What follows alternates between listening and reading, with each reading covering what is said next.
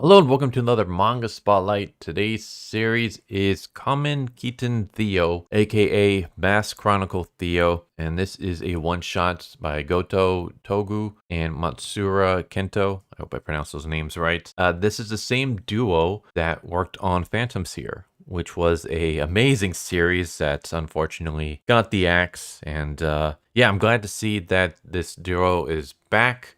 This is just a one shot, but maybe if it gets popular enough, it'll get turned into a series. So yeah, let's get right into this. So Mask Chronicle Theo. A mysterious man donned the mask of a wolf, travels to 19th century Venice to investigate the strange happenings of men turning to stone. What will he uncover? And what does his new companion, Eleanor, have to do with it? From the team that brought you Phantom Seer. Freaking love Phantom Seer. That series was I did a video on it for anyone who's interested. I'll leave a link in the description below, and I'll also, if you're watching this on YouTube, I'll leave it at the end of the video so you can just like click on it when you're done watching this. So yeah, this takes place in 19th century Venice, and there are these masks everywhere. Like one night, a bunch of folks saw a bunch of masks flying through the sky, and we'll get more into what the masks actually are and what they do later on. And we see outside of the police precinct our main character. His name is Theo, and he is a guy who wears a weird wolf mask and he never takes the mask off. He claims to be from the Holy Knights Order. And basically, what the Holy Knights Order do is they are under direct authority of the Vatican and they operate internationally to combat phenomenon that act on a level surpassing human understanding. So basically, they take on orders that deal with supernatural entities and events and things like that. And lately in this city, there's been a bunch of people turning to stone. All of them have been cops so far, and they're trying to figure out what exactly is going on. And so the police officer at the scene allows Theo to go in and check the people that have been turned to stone. And Theo kind of knocks on their head, takes a bite out of them. And basically says, yeah, I really see that they are stoned. And the officer's like, why did you have to nibble on him to make sure? What's wrong with you? Theo explains that this is not something that humans could wield. The masks are behind this. And so that's when we see our secondary character. Her name is Eleanor, and she is also a police officer. And she is an officer that basically gets poked fun a lot and hazed by her fellow officers because she's a female. So yeah, because of that, they always assign her like grunt work. They're always basically poking fun at her. They're constantly hazing her, and it's just because she's a female and no other reason. And so we have Theo and Eleanor teaming up, and Eleanor is wondering like, what is this whole mask thing? Like you mentioned masks. How do our masks involved in turning people to stone? And so Theo explains what masks are, and that there are a bunch of masks out there that have mystical powers. And those who don the mask can use their powers for their own gain. So, for example, turning people to stone belongs to a mask. And that these masks were created by immortals that were excluded from human society. And these immortals spent hundreds of years creating these masks. And basically, you can kind of get immortality just by wearing a mask. Theo explains that the Holy Knights Order is charged with traveling the world and recovering all these masks. And so we see the two outside. It's a full moon, and Theo decides to use one of his powers. And so he has a bucket of water, and he sticks his head in it, and basically says that because I wear the Wolfman mask, I can ask the moon to show me what it has seen. So he gets basically visions of what happens and these officers being attacked by some kind of figure. He's not able to see what the figure is, but he's able to see them being attacked. And so they decide, okay, well, let's just go gather more clues if we can. So as they're doing patrols, Eleanor's brother calls out to them from inside their bedroom. And his name is Rionu. Rionu is very, very sick. He cannot leave the room, and he is most likely going to die soon. Eleanor basically works as an officer so that she can make money to buy medicine. I will say that it is kind of weird that this takes place in Venice. Our main character's name is Theo. Our secondary main character's name is Eleanor. And yet we have a character named Rionu, which is Japanese. All the other characters, like they have names that sound like something that you might see like in a Western society, Theo and Eleanor. It just seems weird that all of a sudden we have Rionu Like, you couldn't have named him something else. I mean, this didn't bother me or anything like that. It's just something that, like, it popped into my head. I was just kind of like, oh, everyone has, like, Western names except for him. That's kind of weird. But yeah, he decides to go into Eleanor's house and basically just to kind of entertain Rionu. So the two of them just kind of chat. Theo talks about, his missions, like things that he's done, like just sharing like adventures and talking about the case and things like that. And Eleanor thanks him afterwards and says that this is like one of the first times that she's ever seen him laugh and smile and stuff. It's not often that he smiles. He basically uses as much energy as he can just to get through the day. And Eleanor even jokes that, these masks are powerful. Maybe one day I can find a mask to make him healthy. And Theo says no. Like, the masks have tremendous power, and that tremendous power changes people so much that they can never return to who they were before. So that's why you should never seek out great power so easily. And so they go their separate ways. Eleanor goes back home, and she sees Rionu coughing, and she's trying to help him. And Rionu is like, but I like seeing you from the window because you look cool in your police uniform. Speaking of, are the other policemen still being mean to you? And she's basically telling me, like, don't worry about that. And he explains, well, you were complaining about them before. She's like, yeah, I guess I was, but it's okay. Like, as long as your big sister can see you smile, everything's okay. And then the next day, they see another officer has been turned to stone. Eleanor, for some reason, is going through her wardrobe, and she pulls out a mask, and it's the Gorgon mask. All of a sudden, Theo appears right behind her and asks her what she's holding, and reveals that while he was seeing what the moon saw, he saw an officer becoming petrified and saw Eleanor standing next to the officer.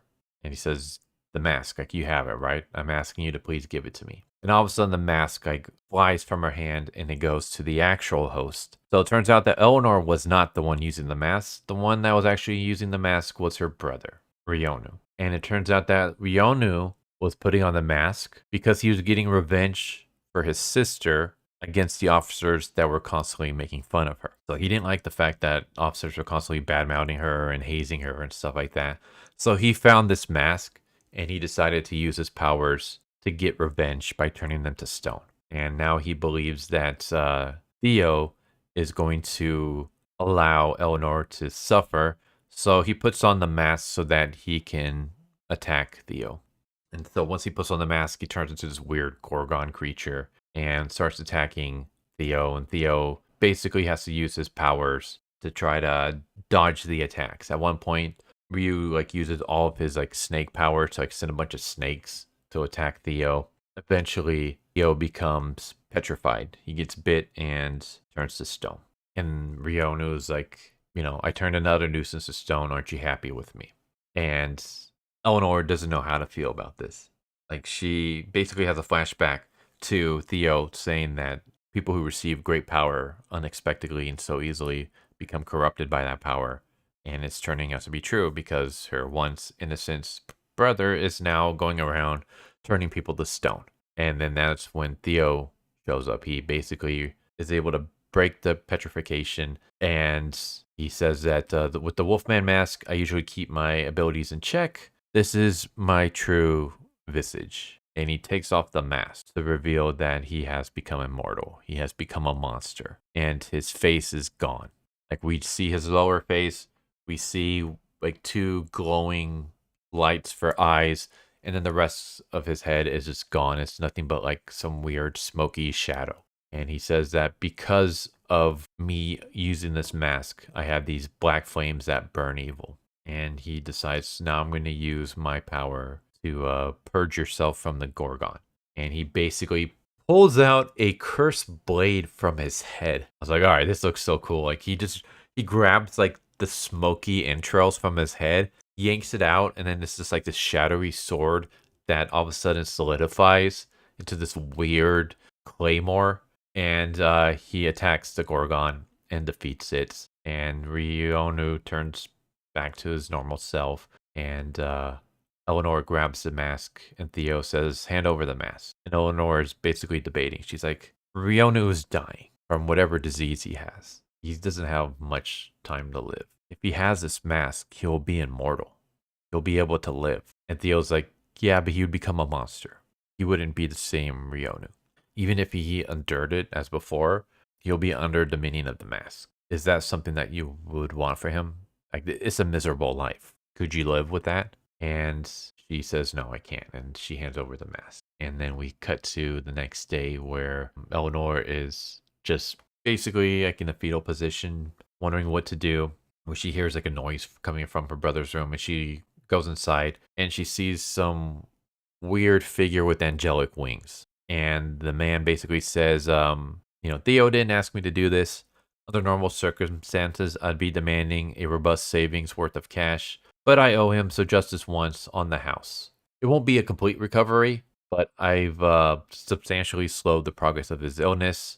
And so, he'll have like maybe 20 or 30 years left to live. And in that time, medical sciences will advance as well. So I'm pretty sure he'll be able to have a long life. And Eleanor, of course, is thankful for that. Yeah, we basically see Theo, and he's just walking away. And he just says, I'm glad that we got to see those two genuine smiles. And he says, it's all good. We just got to keep retrieving masks.